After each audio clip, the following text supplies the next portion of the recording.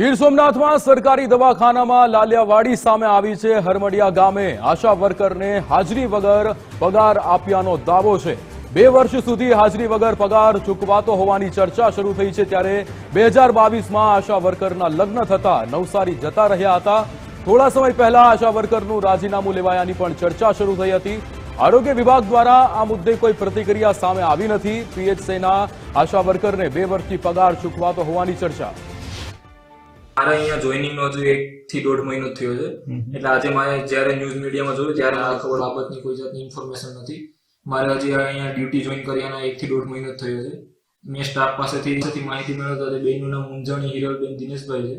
તેમની joining date 4 October 2018 છે અને તેમની રાજીનામાની તારીખ 30 સપ્ટેમ્બર 2024 છે। ઓનલાઈન પર આપણી સાથે ભાવેશ સાગર જોડાઈ ગયા છે। ભાવેશ, જે રીતે હરમડિયા ગામે આશા વર્કરને હાજરી વગર જ પગાર આપ્યાનો દાવો છે, શું વિગતો?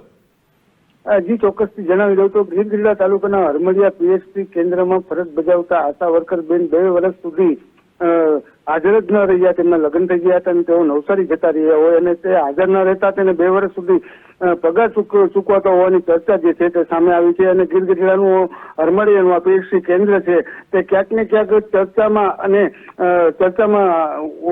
લાવવાનું થયું છે। ત્યારે 2022માં આશા વર્કર બેનના લગ્ન થયા હતા અને તેઓ લગ્ન કર્યા અને નવસારી જતા રહ્યા હતા અને તેમને 2 વર્ષ સુધી એમનેમ જ પગાર જે છે તે ચૂકવાયો હતો। જોકે સમગ્ર મામલે જાગૃત નાગરિક દ્વારા આ સવાલો ઉઠાતા તરત જ આ આશા વર્કર બેન છે તેમનું રાજીનામું લઈ લેવાની ચર્ચા પણ સામે આવી હતી। જોકે હજુ પણ આરોગ્ય વિભાગ જે છે તે મગનું નામ મરી નથી પાડવા માંગતા। ત્યારે આશા વર્કરનું પણ આ મામલે એક મોટું કૌભાંડ બહાર આવે તો નવાઈ નહીં। જી બિલકુલ ભાવેશ, સમગ્ર માહિતી બદલ આપનો આભાર। આપણી સાથે ઉમંગ રાવલ જોડાઈ ગયા છે લાઈવ। ઉમંગ, જે રીતે સરકારી દવાખાનાની આ લાલિયાવાડી આશા વર્કર છે નહીં પણ એમને પગાર ચૂકવાતો હતો, તમે જુઓ કઈ હદે આ અધિકારીઓ કામ કરતા હોય છે। થોડા સમય પહેલા સૌરાષ્ટ્રમાંથી એક સ્કૂલ એવી આવી હતી કે સ્કૂલ છે એના તાળા વાગેલા હતા અને છતાં પણ એને સરકારી ગ્રાન્ટના નાણાં મળતા હતા। 10 વર્ષથી ઓરડાઓ બંધ, ત્યાં બેસવાની પરિસ્થિતિને એમ છતાં પણ શિક્ષકોને પગાર મળે, ગ્રાન્ટે મળે ને બધું થાય।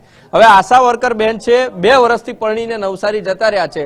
ભલું થજો એ નાગરિકોનું કે આવા મુદ્દાઓ છે એ મીડિયાના ધ્યાને આવે છે, મીડિયાના ધ્યાને લાવે છે અને એ જ મુદ્દાઓ સરકાર સુધી પહોંચે છે।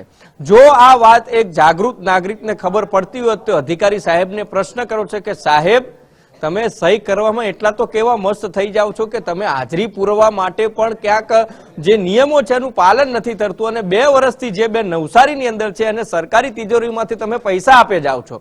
એટલે અધિકારીઓની ઉદાસીનતા અને આળસ છે એ દેખાઈ રહી છે। આટલી હદે બેદરકારી, માન્યું 1 મહિનો 2 મહિના કોઈ કારણોસર તમને ખબર ના પડી હોય, પરંતુ સાહેબ આ તો 2 વર્ષ થઈ ગયા।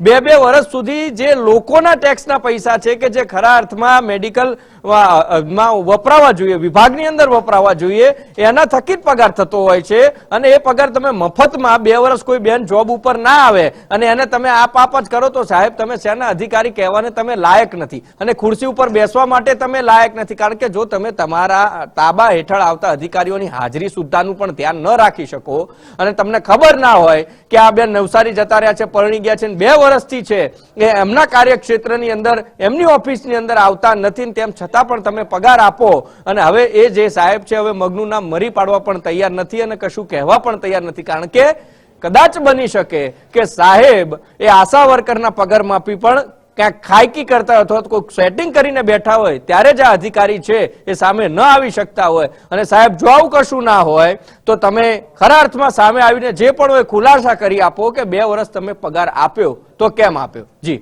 બિલકુલ ઉમંગ, સમગ્ર માહિતી બદલ આપનો આભાર।